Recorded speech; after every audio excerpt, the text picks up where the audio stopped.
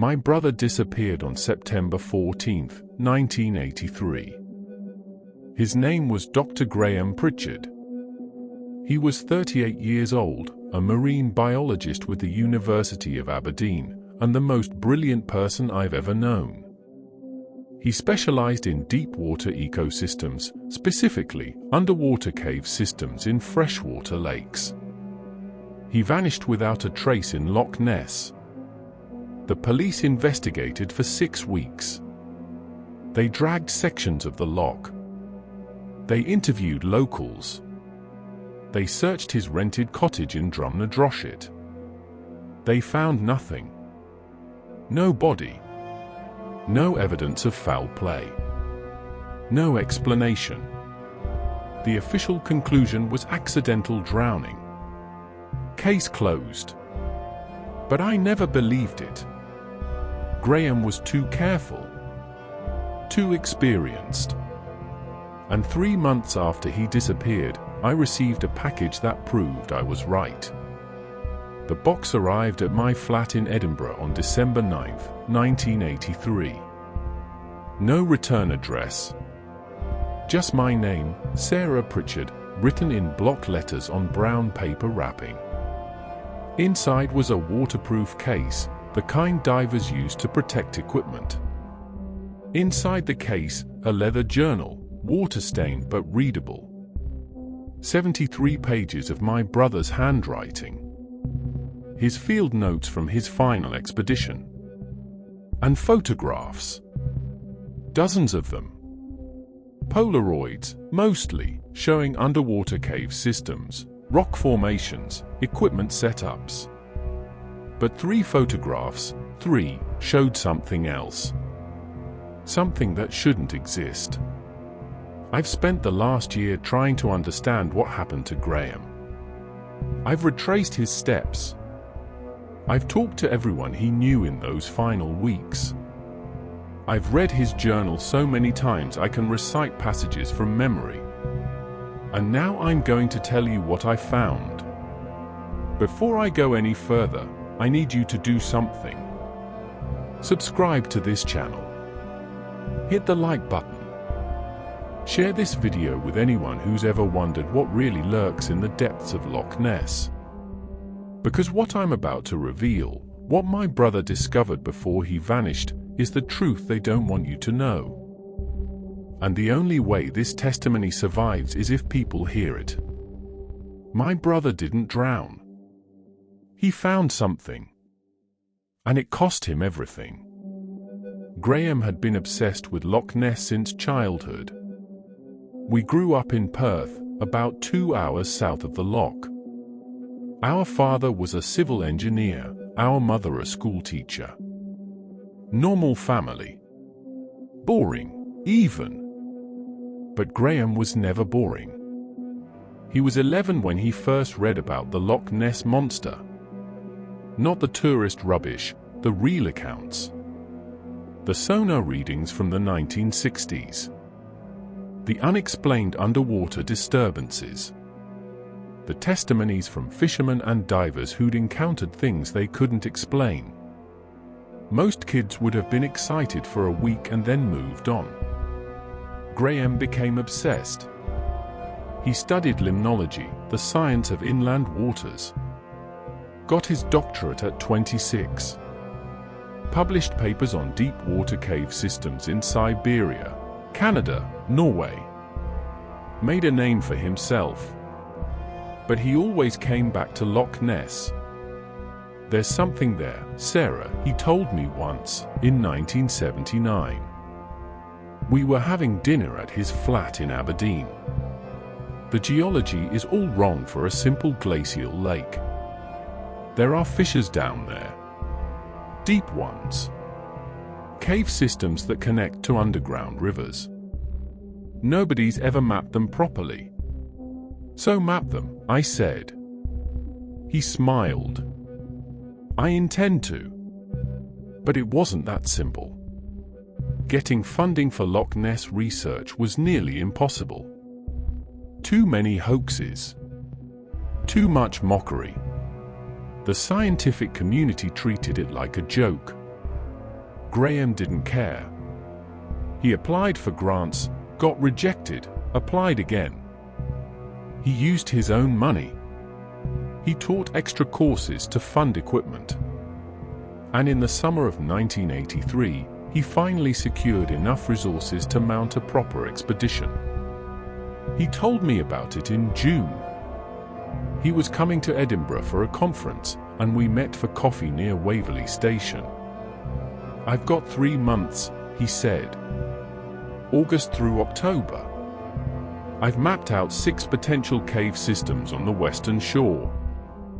If I'm right, if the fissures go as deep as I think they do, then I'll be able to prove there's a network of underwater passages nobody knows about. And if you find something living down there," he grinned, "then I'll be famous." That was the last time I saw him smile. Graham's journal starts on August 3, 1983. The first entry is routine: equipment lists, weather conditions, geological notes. But by August 10th, the tone begins to shift. He'd started diving in earnest, exploring a cave system near Foyers, on the southeastern shore.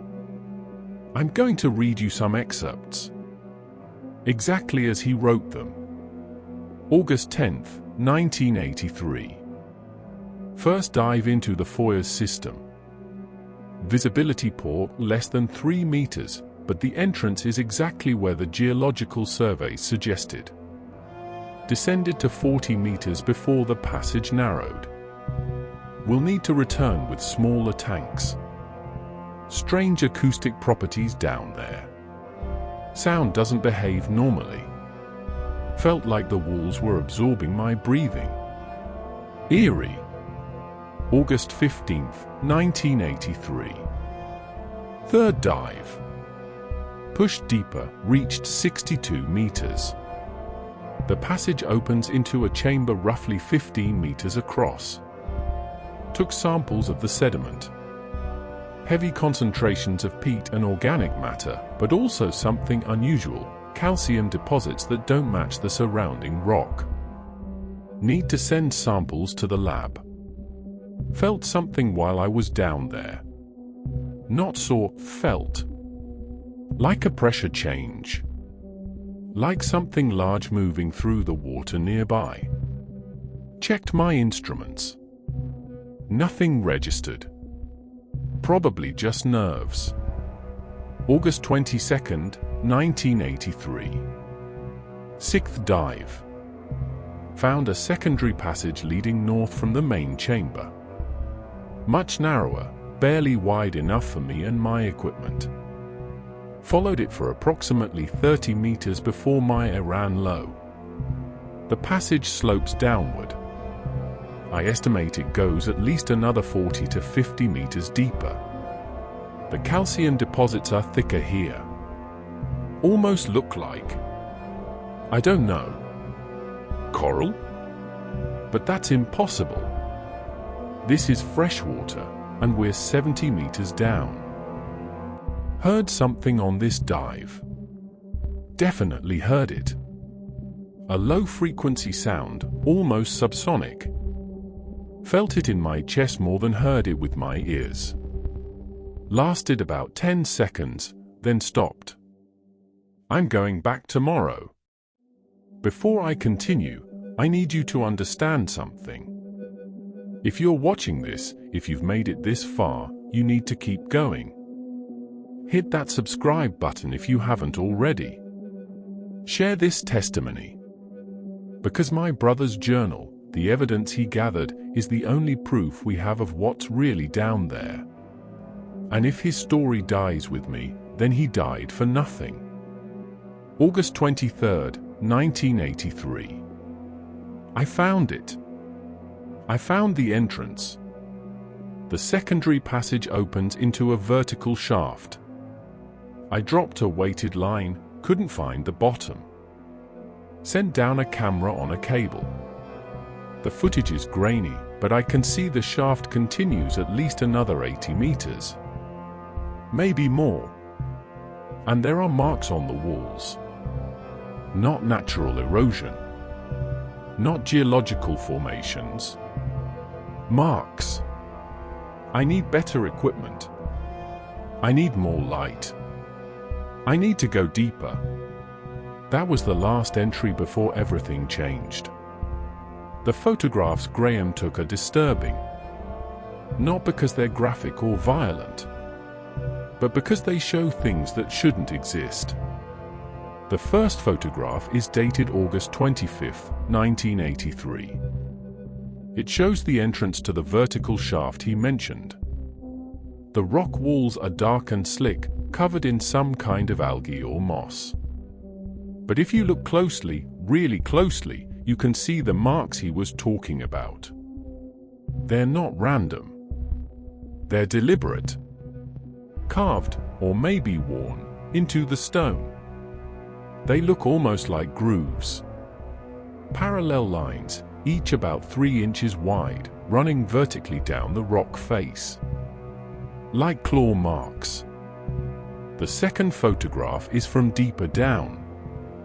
Graham must have descended into the shaft with his underwater camera. The image is murky, but you can make out the walls of the shaft narrowing as it goes down. And there, in the center of the frame, is something that makes my stomach turn every time I look at it. A bone. A massive bone embedded in the sediment at the bottom of the frame. It's easily 6 feet long, curved like a rib. Graham noted in his journal that he estimated it to be at least 300 years old, possibly older. But here's the thing, it wasn't fossilized. It was fresh. Relatively speaking. The third photograph is the one that haunts me. It's badly lit, taken with a flash that only illuminates about 10 feet of water. But in that 10 feet, you can see something that Graham didn't notice when he took the picture. In the background. In the darkness beyond the flash's reach. A shape. It's blurred, almost invisible. But it's there. Something large. Something moving. Something that was watching him. Graham's journal entries after August 25th become frantic. August 27th, 1983. I've descended to 95 meters. The shaft continues. I can't see the bottom, but I can feel it. There's a current down there, subtle, but present. That means the shaft connects to something. An underground river, maybe. Or a larger chamber. The marks are everywhere now. Not just on the walls. On the floor of the shaft. On the bones, yes, there are more bones. Dozens of them. Fish, mostly. Massive fish. Salmon, I think, though I've never seen salmon that size. Some of the skeletons are nearly complete. Something lives down here. Something that hunts. August 30th, 1983. I'm writing this at 3 a.m. Can't sleep. Keep thinking about what I saw today. I went down to 110 meters. Hit the limit of my equipment.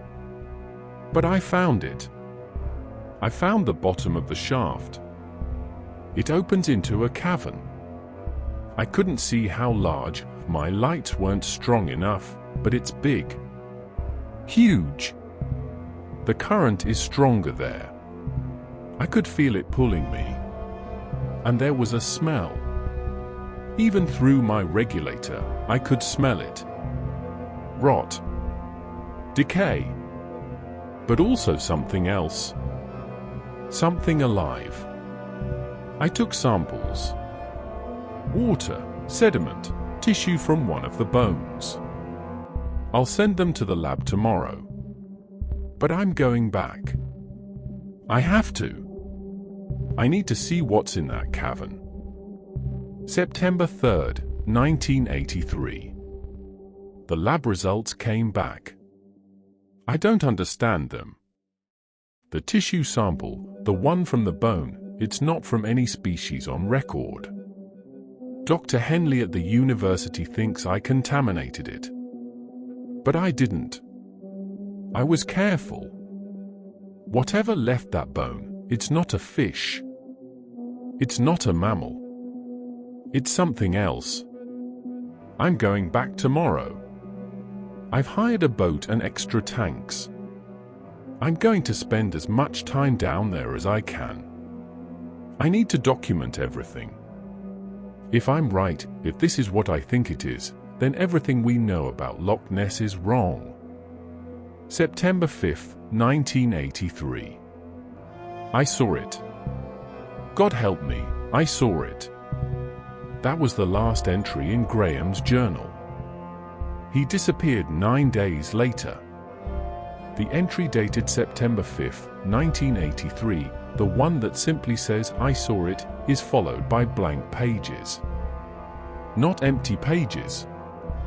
Blank pages. Graham had torn them out. Carefully, methodically. I found the ragged edges still bound in the journal spine. 7 pages, missing. Whatever he wrote about what he saw in that underwater cavern, he didn't want anyone to read it. Or maybe he was protecting someone. Protecting me. But he didn't tear out everything. Tucked between the final pages of the journal, I found a folded piece of paper. Not from the journal itself, this was different paper, thinner, like it had been torn from a notepad. The writing was rushed, almost illegible. Graham's hand shaking as he wrote. I've read it 1,000 times. I'll read it to you now, exactly as he wrote it. Sarah. If you're reading this, then I'm gone. I knew this might happen. I knew the risks. But I had to go back. I had to see it again. I had to be sure. What I found down there, what's living in that cavern, it's been there for longer than we can imagine. Centuries. Maybe thousands of years. The locals were right. All those stories, all those sightings, they weren't hoaxes. They weren't mass hysteria. It's real. But it's not what people think. It's not some dinosaur that got trapped when the ice melted. It's not a giant eel or a sturgeon or any of the explanations the scientists give. It's intelligent. I know how that sounds. I know you'll think I've lost my mind.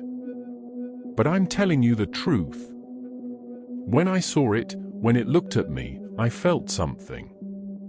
Recognition. Awareness. It knew I was there. It knew I'd found its home. And it let me leave.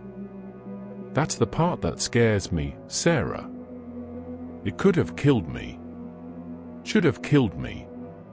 I was helpless down there, 110 meters deep, alone in the dark. But it didn't. It just watched. Waited. And then it disappeared back into the deeper passages. I think it was giving me a warning. I'm going back tomorrow. One last dive. I need to document everything. I need proof. Real proof. Not blurry photographs or sonar readings or testimony. I need something concrete. Something the scientific community can't ignore. If I don't come back, I need you to know this wasn't an accident. Whatever happens, it was my choice. And I don't regret it. I love you, little sister. Graham. That note is dated September 13th, 1983. He disappeared the next day. After Graham vanished, I did everything I could to find him. I drove to Drumnadroshit the day I got the call from the police. September 15th. The cottage he'd been renting was still full of his things, clothes in the wardrobe, dishes in the sink, books stacked on the table. His diving equipment was gone. His boat was found drifting near Urquhart Castle, engine off, anchor never dropped. No sign of Graham. The police treated it as a drowning. Solo diving is dangerous, the sergeant told me. Especially at those depths. He likely had an equipment failure. Got disoriented. These things happen. But I knew better. Graham was too careful. Too experienced. He checked his equipment obsessively. Triple-checked it. And he always told someone where he was going. Except this time. This time, he told no one. I started asking questions. Talked to the locals. Most of them were sympathetic but unhelpful. They'd seen Graham around, sure. Polite man. Kept to himself. But no, they didn't know where he'd been diving. No, they hadn't noticed anything unusual. But then I met Angus Mloud. You're still watching. That means you want the truth. So I'm going to ask you again, hit that subscribe button. Share this video. Leave a comment telling me if you believe what I'm telling you. Because what Angus told me changed everything. And you need to hear it. Angus was 76 years old, a retired fisherman who'd spent his entire life on Loch Ness. I found him at a pub in Fort Augustus, nursing a whiskey, and when I mentioned Graham's name, his face went pale. "You're his sister?" he asked. "Yes." He was quiet for a long moment. Then he gestured to the empty seat across from him. "Sit down, lass. We need to talk." What Angus told me that evening, what he revealed about the loch, about the thing that lives in it, about the people who've known about it for generations, it changed everything I thought I knew about my brother's disappearance. "Your brother wasn't the first," Angus said. "And he won't be the last." Angus Mloud had lived on the shores of Loch Ness for 76 years. He'd fished its waters since he was 8 years old. He'd seen things, heard things, that most people would dismiss as fantasy or delusion. But Angus wasn't delusional. He was sharp as a knife, with eyes that had watched the water for 7 decades and learned to read its moods, its rhythms, its secrets. "There's been something in this loch for as long as anyone can remember," he told me. "My grandfather told me about it when I was a boy. His grandfather told him. Goes back generations. We don't talk about it with outsiders. But your brother, he was different. He wasn't looking for fame or money. He was looking for truth." "Did you talk to him?" I asked. Angus shook his head. "Never got the chance. I saw him a few times, loading equipment onto his boat. Thought about warning him. But what was I going to say? Don't go diving in the deep water because there's a monster down there? He would have laughed me out of the pub. "What is it?" I asked. "What's down there?" Angus took a long drink of his whiskey. His hands were shaking. "I don't know what it is," he said. "But I know what it does. It protects the deep water. Always has. Most people who go down there are tourists with their cameras, scientists with their equipment. They don't see anything. The water's too dark, too cold. They give up and go home. But some people don't give up." "No," Angus said quietly. "Some people go deeper. Push further. And those people..." He trailed off. "What happens to them? Some of them come back. But they're different. Changed.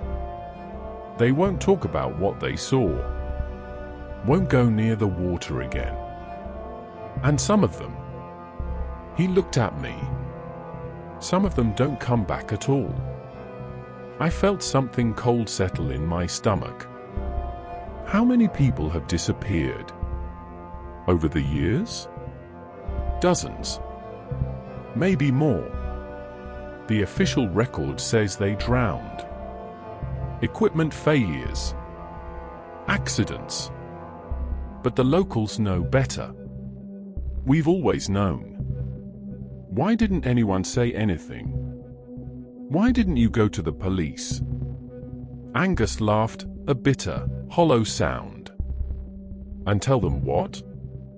That there's a creature in the loch that kills people who get too close. They'd have locked me up. Besides, the police don't want to know. Tourism brings money. Lots of money. The gift shops, the hotels, the boat tours, they all depend on the mystery. If people thought the loch was actually dangerous, they'd stop coming. So you just let people die? No. Angus's voice was sharp. We try to warn them. Drop hints. Tell them to stay away from the deep water. But most people don't listen. They think we're just superstitious old fools, spinning stories to scare tourists. Did my brother listen? Angus looked at me for a long moment. Then he reached into his jacket and pulled out a folded piece of paper. He slid it across the table. He came to see me, Angus said. 2 days before he disappeared. Said he'd found something. Wanted to know if I knew anything about underwater cave systems on the western shore. I told him what I knew. And I gave him this. I unfolded the paper. It was a hand-drawn map. Crude, but detailed. It showed the western shore of the loch, marked with XS and notes written in shaky handwriting. What are these marks? I asked. Places where people have disappeared, Angus said. Going back 40 years. Your brother wanted to know if there was a pattern. And there is. They all disappear in the same area. Within a mile of each other. I looked at the map. The XS clustered around a section of shoreline near Invermariston. The same area where Graham had been diving. There's a cave system there, Angus continued. Goes deep. Real deep. My grandfather used to say it was the creature's lair. The place it goes to rest, to hide, to.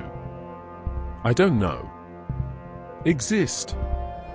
Most people don't know about it. The entrance is underwater, hard to find. But your brother found it.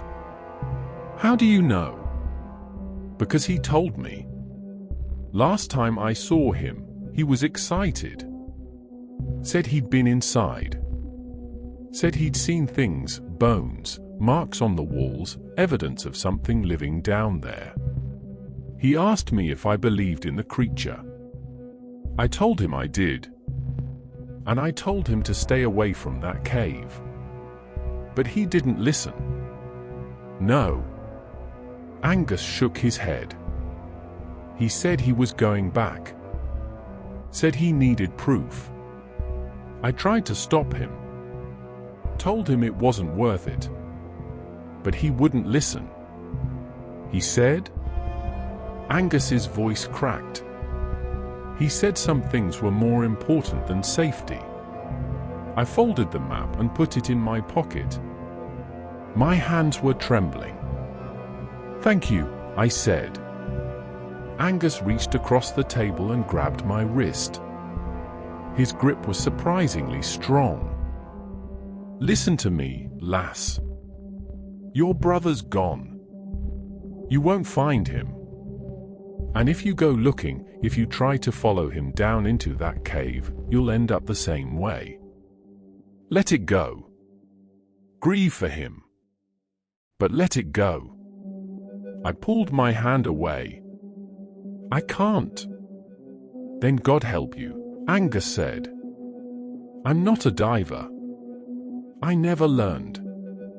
Graham tried to teach me once, when we were teenagers, but I panicked during the training session and refused to go back. But after talking to Angus, I knew what I had to do. I hired a local diving instructor, a man named Callum Reed, early 50s, with a weathered face and the no-nonsense attitude of someone who'd spent his life underwater. I told him I wanted to learn to dive. Fast. He raised an eyebrow but didn't ask questions. It took 3 weeks. 3 weeks of pool training, equipment checks, safety drills. Callum was thorough, almost obsessive. The loch's not like the ocean, he told me. It's cold, dark, easy to get disoriented. If you panic down there, you die. Simple as that. I didn't panic. I learned, studied, practiced until my movements were automatic, until I could check my gauges and regulate my breathing without thinking. And then, on October 8, 1983, I went back to the spot where Graham had disappeared. I rented a boat, brought Callum with me, told him I wanted to do a simple dive, nothing too deep, just to see the underwater landscape. He agreed, though I could tell he was skeptical. We anchored near Invermariston. The water was black and still, reflecting the grey October sky. I could feel my heart pounding in my chest as I geared up. You sure about this? Callum asked. I'm sure. Stay close to me. Don't go wandering off. And if you feel uncomfortable at all, signal me immediately. Understand? I nodded.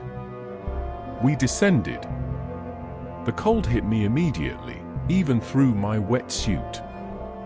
The water was darker than I'd imagined, visibility was maybe 3 meters at best.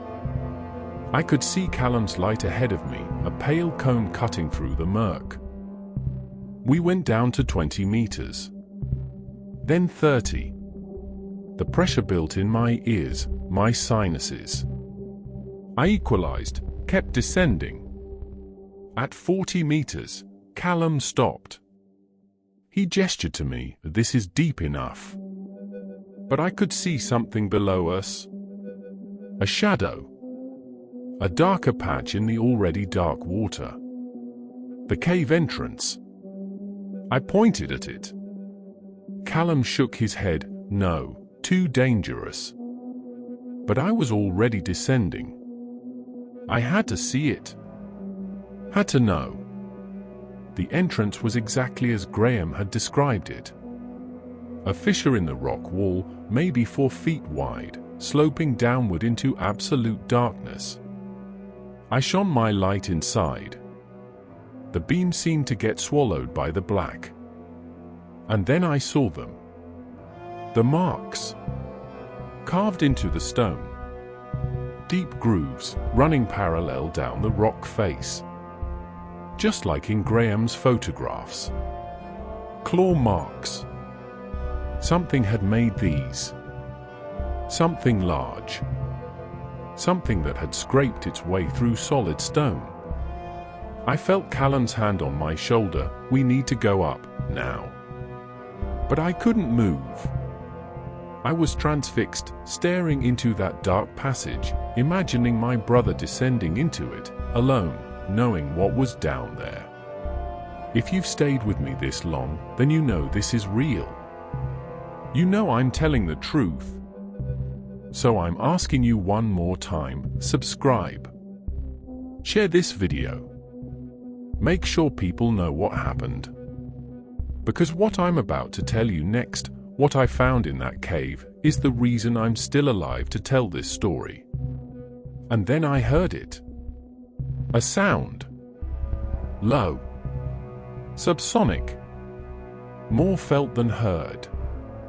It vibrated through the water, through my bones, through my chest. The same sound Graham had described in his journal. Something was down there. In the darkness. In the cave. And it knew I was there. Callum grabbed me hard and dragged me upward. I didn't fight him. We ascended fast, too fast, probably, but Callum didn't care. He just wanted us out of the water. We broke the surface. I gasped, tore my regulator out, sucked in air. What the hell were you thinking? Callum shouted. You could have gotten us both killed. I couldn't answer. I was shaking, my teeth chattering, not from cold but from fear. Because I'd felt it. Down there in the darkness. The same thing Graham had felt. Presence. Intelligence. Awareness. Something ancient and vast, hidden in the deep water, watching. Waiting. Protecting its lair. I never went back to the loch after that day. I returned to Edinburgh. Tried to move on with my life. But I couldn't. Graham's journal, his photographs, that hand-drawn map from Angus Mloud, they haunted me. I kept them in a locked drawer in my desk, and some nights I'd take them out and read through them again, trying to make sense of what had happened. The police officially closed the case in November 1983. Death by accidental drowning. Graham's body was never recovered. There was a memorial service. Our parents were devastated. I said nothing about the journal, the cave, the creature. What could I say? That my brother had been killed or taken by something that lives in the depths of Loch Ness? That the monster is real, and it's been there for centuries, hidden in underwater caves, protected by locals who know the truth but won't speak it. They would have thought I was mad. But I'm not mad. I know what I saw. I know what I felt. And I know what happened to Graham. He found the lair. He documented it. He went back for proof. And something stopped him. Over the years, I've tried to find others like Graham, people who disappeared in the loch under mysterious circumstances. There are more than you'd think. Divers, mostly. Experienced ones. People who should have known better. They all vanished in the same area. Within a mile of that cave entrance. In 1987, I tried to publish Graham's journal. I sent it to newspapers, magazines, scientific journals. Everyone rejected it. Insufficient evidence, they said. Unverifiable claims. One editor told me, bluntly, that it sounded like the ravings of a mentally ill man. But Graham wasn't mentally ill. He was brilliant. Careful. Scientific. And he paid the price for seeking the truth. I'm 62 years old now. It's been 41 years since my brother disappeared. I'm releasing this testimony because I'm running out of time. My health is failing. And if I die without telling this story, without making sure people know what really happened, then Graham's death means nothing. So here's what I need you to do. First, believe me. Or don't. I don't care. But at least consider the possibility that what I'm telling you is true. Second, if you ever visit Loch Ness, stay out of the deep water. Don't dive alone. Don't push too far. Don't go looking for things that don't want to be found. Third, share this video. Subscribe to this channel. Leave a comment. Tell people about Graham. About what he discovered. about what's still down there in the darkness, waiting. Because the creature in Loch Ness is real. And it's still there. Still protecting its lair. Still watching. Graham's final note to me ended with a question I've never been able to answer. He wrote, "What do you do when you discover something that changes everything you thought you knew about the world? Do you stay silent, protect yourself, let the lie continue? Or do you speak up, knowing it will cost you everything?" Graham chose to speak up. And it cost him his life. I'm choosing to speak up now. Whatever it costs me, at least I'll know I told the truth. 3 weeks after I released this testimony online, I received another package. Same brown paper wrapping. Same block letters. No return address. Inside was a single Polaroid photograph. It's dated September 14th, 1983. The day Graham disappeared. The photograph shows the inside of the underwater cave. Graham must have taken it on his final dive. The image is dark, murky, barely visible. But in the center of the frame, illuminated by his underwater light, is something I can't explain. A shape. Massive. Elongated. Covered in what looks like scales or armored plating. And in the upper portion of the frame, where the creature's head would be, an eye. Watching the camera. Watching Graham. I'm including this photograph with the video. You can decide for yourself what it shows. But I know what I see. I see the last thing my brother saw before he disappeared. And I see proof, real, undeniable proof, that he was right. The monster is real. And it's still down there. Waiting in the darkness. Protecting its lair. Dr. Graham Pritchard disappeared on September 14, 1983. His body was never recovered. The cave system he discovered has never been fully explored. The creature he documented has never been captured or studied. But the evidence remains. And the truth endures. If you believe this testimony matters, if you think Graham's story deserves to be heard, then share this video. Subscribe. Spread the word. Because some truths are too important to stay buried. Even if they're buried 110 meters beneath the surface of Loch Ness.